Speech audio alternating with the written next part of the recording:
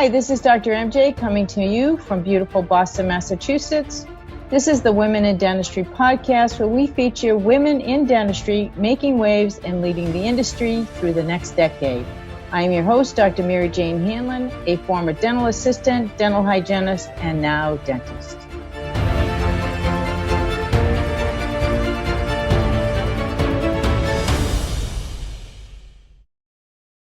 I'm very pleased to introduce you today to Miss Samantha Jones.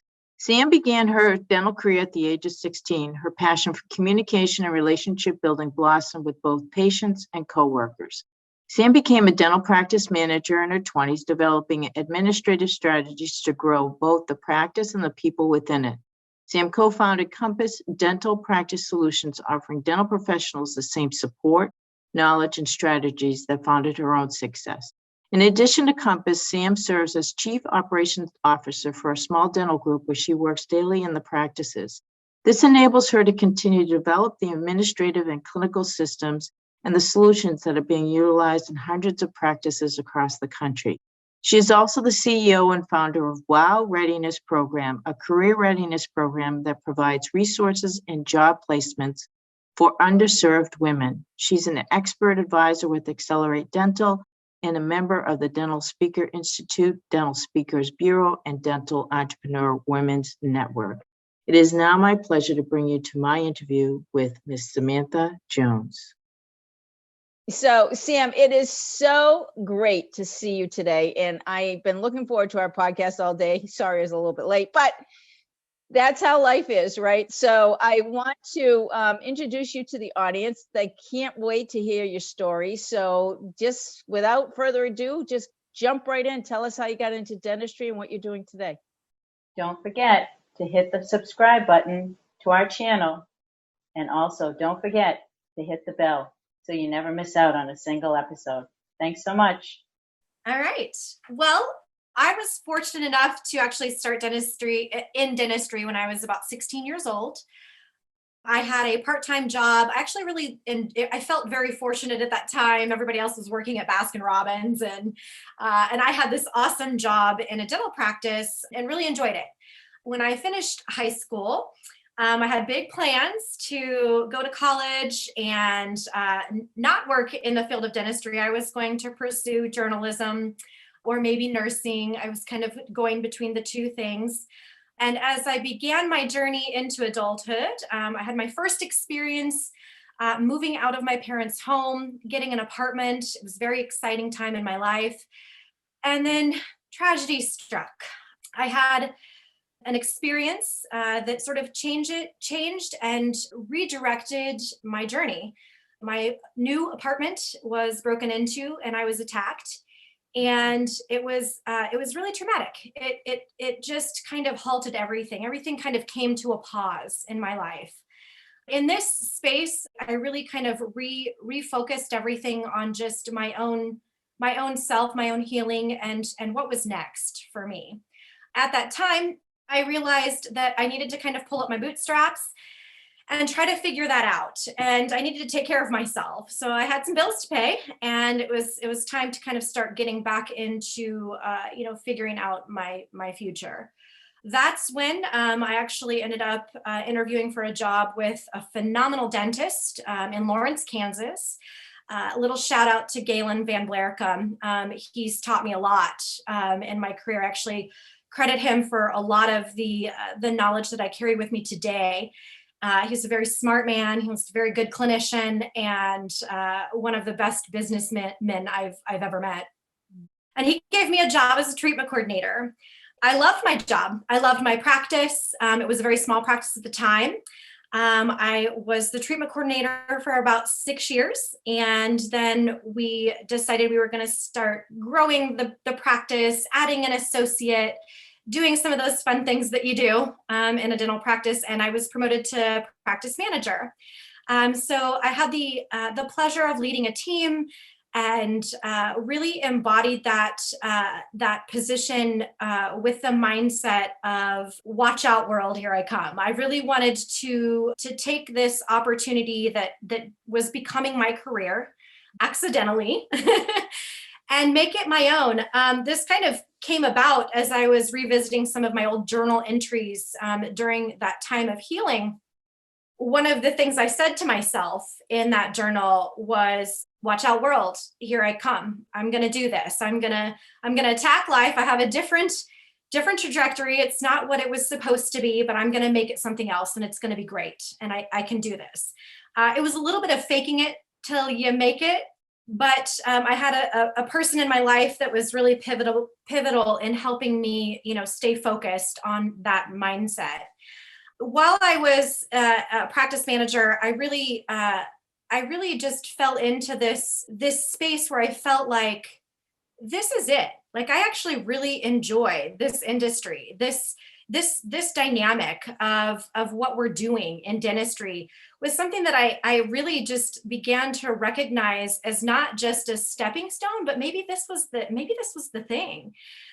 And so I stuck with it. And I had a couple of really deep conversations with some folks that sometimes when we stay committed and we persevere in those spaces, really great things can happen. So I really tried to place that in my mind's eye. And I just decided I was going to be the best damn practice manager there was. And as we began to scale and grow in this practice, I was really proud of what was happening there. And I kind of got to the point in my career where I was like, okay, this is it. So what's next for me? Where can I go from here? Because I did feel like, if I was pulling back to those earlier days when I was making up the hopes and dreams for my future, that wasn't necessarily it. But I felt like I was on the right path. I was on in the right place and on the right path. So I started kind of investigating that next step. And one of the things that we had done in our practice for the 16 years that I was there is we really had a deep value for continuing education.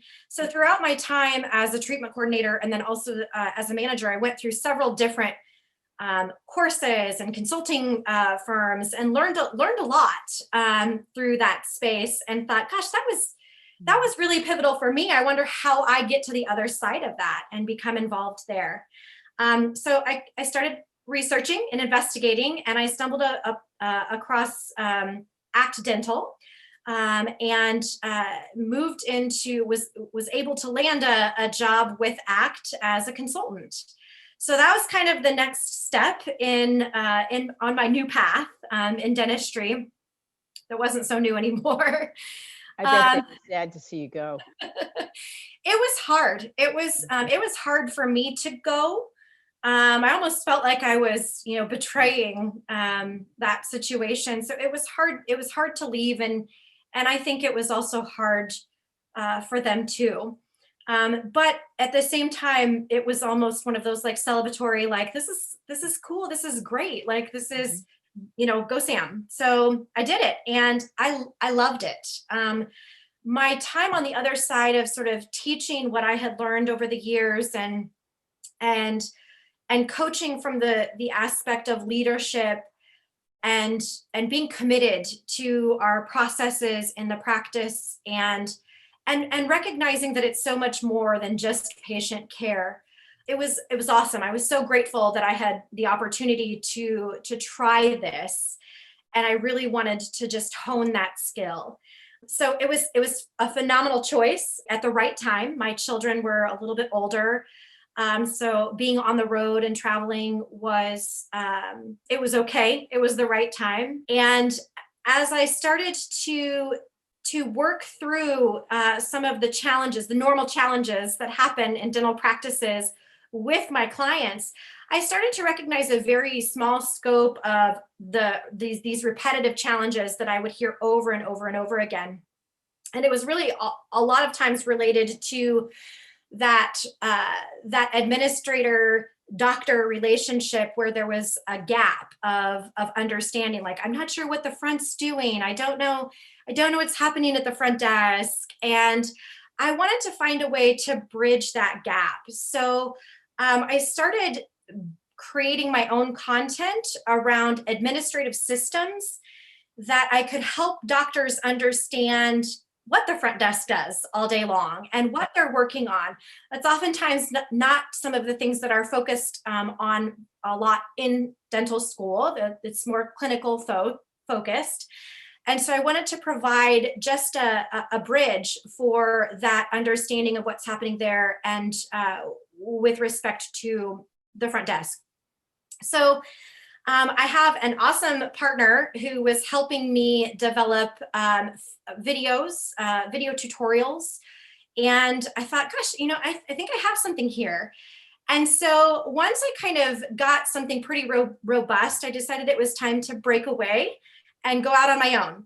So I developed a company called Compass Dental Practice Solutions. And Compass is an online learning platform for dental teams.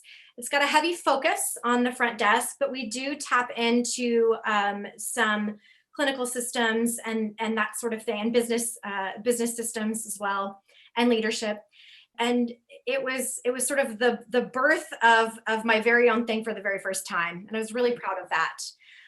About the same time I was breaking away from ACT on my own, I was actually approached by a former client, one of my former coaching clients through ACT. And they told me, they said, Sam, we're doing a thing and we need some help. And they were two young dentists in the Kansas City area who owned two dental practices at the time, and they wanted to scale. They wanted to have more than those two practices. And they had the understanding that they couldn't do it alone, just by themselves. So they asked me to join them.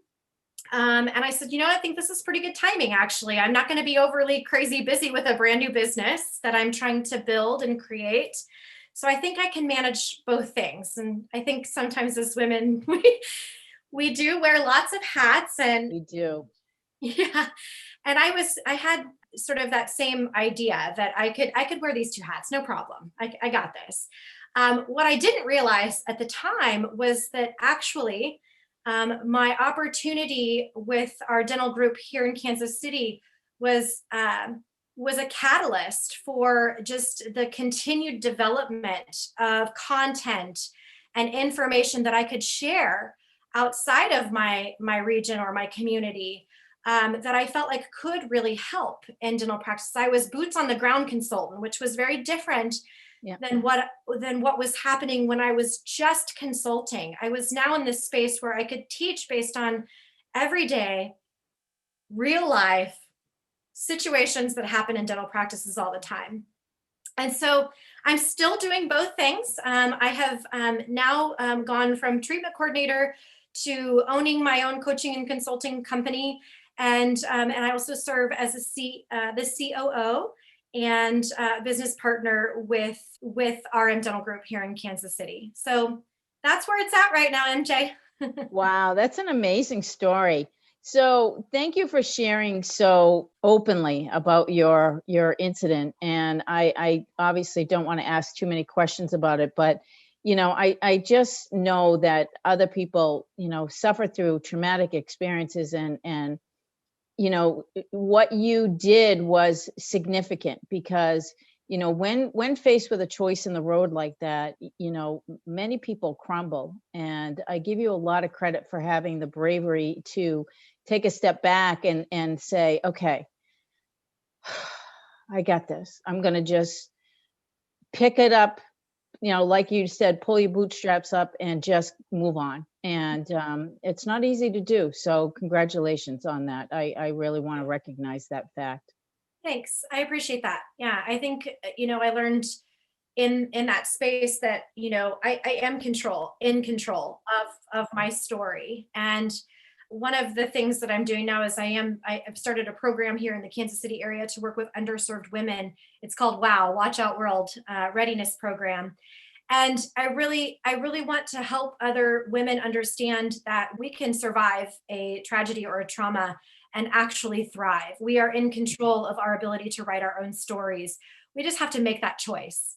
And then we can figure out where to start. So that's where it was at for me. And luckily I had some really phenomenal people surrounding me in that time that believed in me and helped me get through something like that.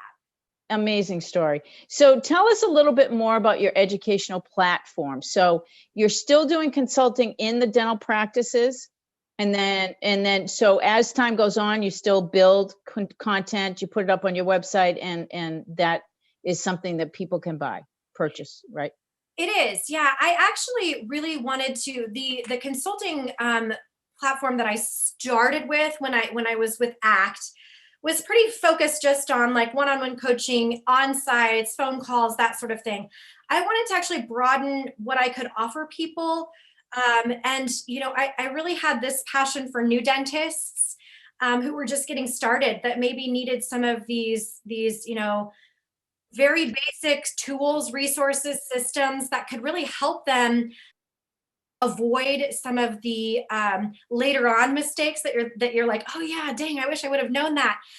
So with that in mind, I really wanted to hit a price point that would be comfortable for a newer dentist to invest in something that would give them that type of education. So I do anything. I mean, I have the platform that someone can just buy and use the videos and resources that are within the platform, and that's very affordable, or we can work together. You can have that stuff and me, and we can work together. So that was really the goal, is to be able to serve the masses, as opposed to just, the high dollar consulting that sometimes is the only option. That's amazing. That's a great story. So how do they reach out to you on the website first? Is that how they reach you? Yeah, there's my information is listed on the website. So I have my email address is there, and then a phone number is there that they can reach out to me by. I'm a little old school. I like to have phone calls and chat face to face. So I know that like the initial communication typically happens through the scope of text or email. But I really encourage the clients or doctors that I'm working with to connect with me virtually on the platform of like Zoom or by phone, so we can actually have a real conversation. That's awesome. So, reflecting back, what's the best piece of advice that you got when you started your business or in your life, to maybe deal with the trauma? So, just passing on some tidbits to people that might help improve or inspire them. I think it's actually a really simple piece of advice that I received from my mom very early on. Gosh, you gotta love moms, right? Oh my gosh, yeah. It was just this very simple statement that's really stuck with me throughout my entire career and just even in my personal life. She said, "Believe you can, because I believe you can." Oh, I love that. And it reminded me, as a person, as a mother, as a partner, as a business owner, that sometimes all it takes is one person to believe in you first. And then it's like that reminder that if somebody else can believe in me, I certainly can believe in myself, and I can do this. So it was just that simple little nugget that I think has stuck with me, and it worked. It was a piece of advice that helped me and reminded me every day. It's an amazing piece of advice. Outstanding. We underestimate our parents so often, especially when we're younger, don't you think? Oh gosh. And it isn't until we become moms and dads or parents or mature a little bit, if you don't have kids, that we realize, holy shit, they knew exactly what they were talking about. Oh, I feel so bad that I tortured them so much, So much. Yeah. I have definitely offered up a couple of apologies in my adult life to my parents. Absolutely, positively. That's the reason why I brought it up, because obviously I was feeling a little bit of guilt myself. Yeah, I remember thinking when I became a mom, an early mom, I remember thinking to myself, oh my God, she did this with 6 babies. Just shoot me right now. I know, right? It was like, I don't know how you ever did it, Mom. I'm so sorry. I never ever meant to give you. That's right. I take it all back. I'm so sorry. I know. I definitely that resonates, MJ, for sure. So was it your mom or your parents who made the biggest impact on your life, or the dentist that you mentioned earlier from Kansas City? Actually, the truth of that, this answer might actually surprise you a little bit. I think that the individuals that have made the biggest impact on my life have actually been my children. Ah, interesting. So elaborate on that. So when I think about my journey as a mother, I think about all the things that I have learned in that journey. Mhm. And I think about the fact that, my children have taught me selflessness. They've taught me how to be very selfless. And that's like required as a mother. So they've taught me that. They've taught me leadership. Mhm. I mean, I'm leading two humans. I'm like it's the biggest responsibility ever. So leadership has been a huge part of that journey. So they've taught me leadership, communication. Mhm. I've had to intentionally communicate with my children to have healthy relationships. Yeah. So they've really given me some enlightening tools in communication. They've taught me operations.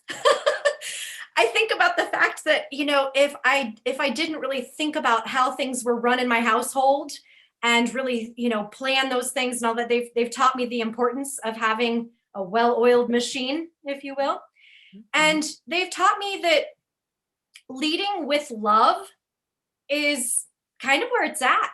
You can do that even in the scope of business. In what I do right now and the teams that I lead today, I do lead with my heart. I think that there's nothing wrong with that. And I think that, being able to recognize that and then employing all of the other things that come with leadership, for me, that's the baseline. And I really think that the biggest impact has come from that journey with my children.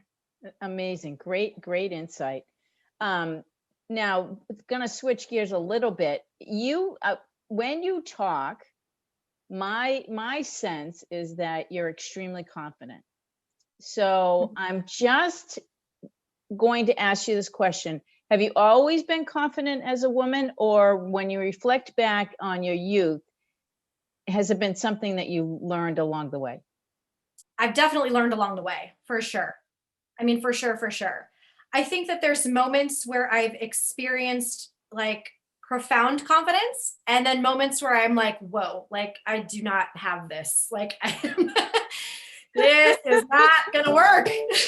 That's okay though. That's great. You already acknowledged that you know something, right? So that's great.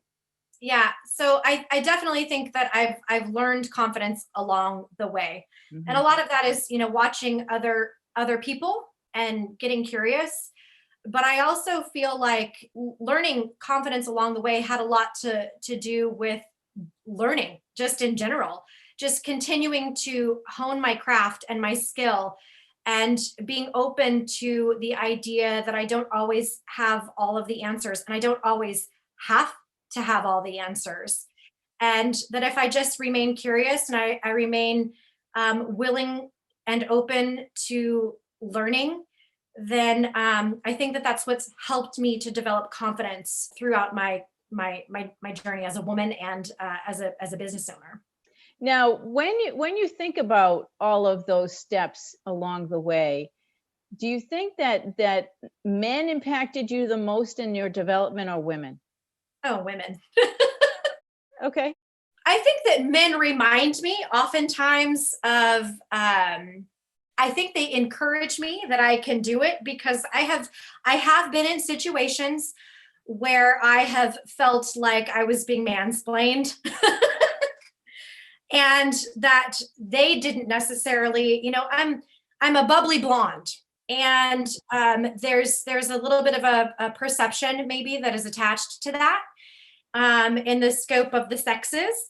And so I think what men have done for my confidence is empower me to want to be better and do better. Mm-hmm. And women have been the encouragers on the other side of that scope of confidence that you got this, Sam, we're going to fix your crown for you. And those are the types of relationships that I've tried really hard to surround myself with along my journey. It's those really powerful relationships with women. Now, you don't have to respond to this, but one of the things that, I have delved into during conversations with other women on this podcast is the fact that bias still exists. I still see it. I still feel like there is a significant amount of bias, not only in dentistry, but many areas. So Have you ever experienced anything that was really negative in that regard? And if so, how did you manage it? I have had, just quite frankly, I have had men cross the line of professionalism because I believe that because I'm friendly and bubbly and all of that, that it somehow there was a misunderstanding that was okay. And just to be honest with you, MJ, when that did happen, I was pretty direct and a little bit sassy. I told him he better back off, and we won't be, working together anymore in the future. So, I've gotten to the point, especially just where I kind of started, my baseline, where I started.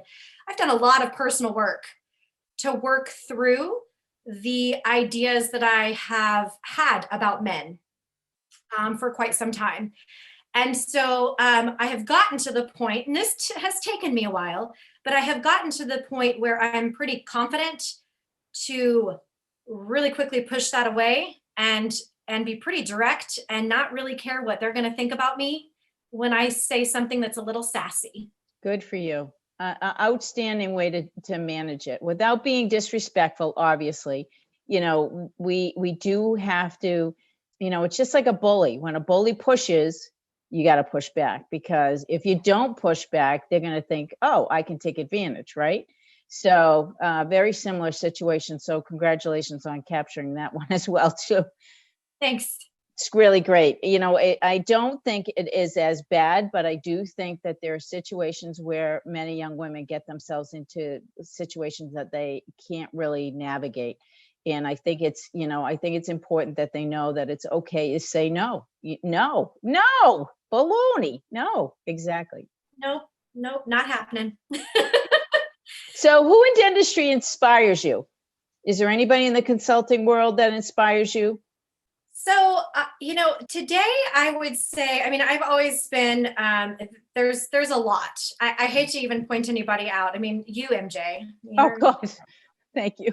So I think, to be honest with you, I'm mostly inspired today by my teams, by the people that show up every single day and are doing the work.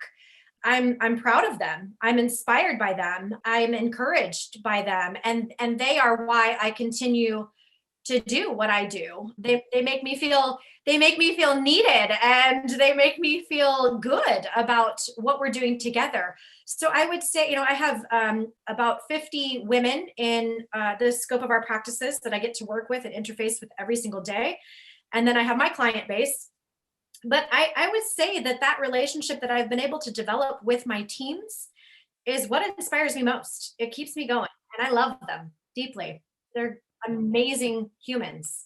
I bet. There's nothing better than creating a great culture with a great team. Nothing. Absolutely nothing.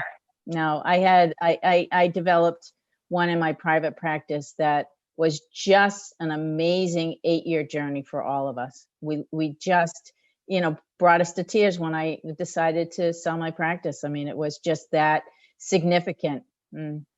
It's so significant. Just last week, one of my team members lost her mother tragically in a car accident.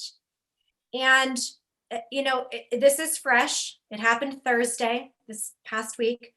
And the outpouring of love and support and generosity that ensued after everyone learned about what happened that's what inspires me. That was a phenomenal thing to witness. I'm actually getting goosebumps just talking about it right now. Because to me, that is just, it's, everything else is a byproduct. In dentistry, when we can establish that type of a culture and those types of relationships in our practices, everything else is a byproduct. I'm confident that we will have successful, profitable dental practices. I really think that's where it's at. So that's how I would answer that. My team. Awesome. What is one thing that people would be surprised to know about you? Well, usually people are pretty surprised to know that I'm not a dentist, but I own some dental practices. That usually shocks people a little bit. So that's one thing.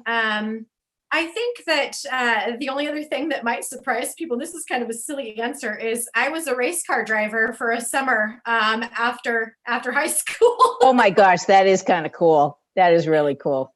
Yeah, my dad was a professional motocross racer when he was a young man, and so he's a motorhead. And my name is Sam. I'm pretty sure he actually wanted a boy. Um, And so he actually, when he got older, he stopped racing motorcycles and started racing cars. And there was a class in this, there was a division of race cars that was called the cruiser class. And it was a car that had one person that controlled the steering and the brake, and one person on the passenger side that was the accelerator. And so my sister Star and I were race car driver partners, and we were really good. It was so fun, MJ, because after a race we would win, we would come out off the tracks, pull off our helmets, and everybody would recognize that they just got beat by a couple of girls. So it was sort of my first like girl power moment where I was like, this is fantastic. Like I love that story. I think it's an awesome story. Not too many people, I don't think I've ever met a race car driver that was female. So good for you. Thank you. I still have a piece of my race car hanging in my house. I had a piece of the hood turned into a piece of art by an artist, and it's hanging in my house. It's a reminder. And was that because it was in an accident? No, it's because it was a retired race car, so we scrapped it. Excellent. Okay, so favorite motto or mantra that you live by? Watch out, world. Watch out, world. That's great. Watch out, world. Watch out, world. I really try to have this. I wake up every day with the mindset that I can accomplish whatever it is I want to do today. So watch out, world. Here I come. I love it. I love that you're so positive, and really your outlook is tremendous. So a lot to teach everybody. That is for sure. Thanks, MJ. Appreciate that. Guilty pleasure or secret dream? I have both. Good. Share away. All right. So guilty pleasure is I would probably choose to go hungry so that I could get massages on a regular basis. That is my guilty pleasure. I just believe in just spoiling yourself in that aspect. It helps my body, my mind, and I always leave feeling very refreshed. So I am a massage believer. I go every other week, and I would go hungry in order to make that happen. So that's my guilty pleasure. My secret dream is that one day I would really like to live abroad. I think that this is a very big world, and I've got to travel outside of the United States many times, and I'm always so inspired by what I learn, and it makes me remember how big the world is and how much there is to still find out. So I would really love to live in some place like Spain someday. And I'm preparing for that. I'm learning Spanish right now. I'm doing a bunch of research, and that's on the list. I love that. I actually share that dream with you because I would love to live overseas for at least a year. My daughter skated junior and high school years, and she was very fortunate to be accomplished enough to make the national team, and we skated internationally. So we were in Europe 3 or 4 times a year, and it was absolutely one of the best times in my life that I have the fondest memories of. And to this day, I still yearn to go back and travel there. The one country that I am so sad I never got to was Italy. And yeah, because they don't have very many skating programs. But when people are always surprised when I tell them I've been to Croatia 3 times, but they have a huge skating program. So yeah, very interesting. There's still time, MJ. Italy. No, I know there's no time like the present. What is your favorite piece of advice to give young dentists when they reach out to you? Because I think that's one of the pieces that you and I share too is the love of young dentists and students, because that's obviously what I do. But I do think that the advice they get early on and the way they start their careers impacts the rest of their life by the choices they make. So, what pieces of advice do you pass along to them? I often tell them to make sure that they're surrounding themselves with smart, encouraging people, I think that, being open to having a tribe that is encouraging and reminds you, like my mom, believe you can because I believe you can, is really important. Having that tribe as you enter into that career space, the ownership space, the new dentist space, whatever that is, to really surround yourself with a tribe of people that will remind you that you're on the right track, you got this, and we're here to lift you up when you feel like you don't. So I think that's part of it. I also would remind young dentists that it's okay to ask for help. You've been through, so much. And now that you're here and you're looking at all these things ahead of you that might be in the scope of ownership or in leadership now, suddenly you're in charge of a group of people. Or maybe you're working under the scope of another leader or whatever that is, to never be afraid to just continue to ask for help. Just get curious and stay focused on that piece, and it will serve you well. And other than that, I would just go back to what my mom always reminded me, is that just believe that you can do this. You've got everything that it takes to be a successful, happy, profitable dentist, and you got this. You got this. Absolutely. Well, that's wonderful. I can't thank you enough for the insight you have shared today, Sam. An outstanding interview, and I just enjoyed our conversation today. So thank you for being here. Thank you so much for listening to the Women in Dentistry podcast with Dr. MJ Hanlon. If you like our show and want to know more about us, check out our website, thewomenindentistry.com, or please leave us a review on iTunes. Join us for our next episode as we bring you another amazing woman leading the way for the next generation.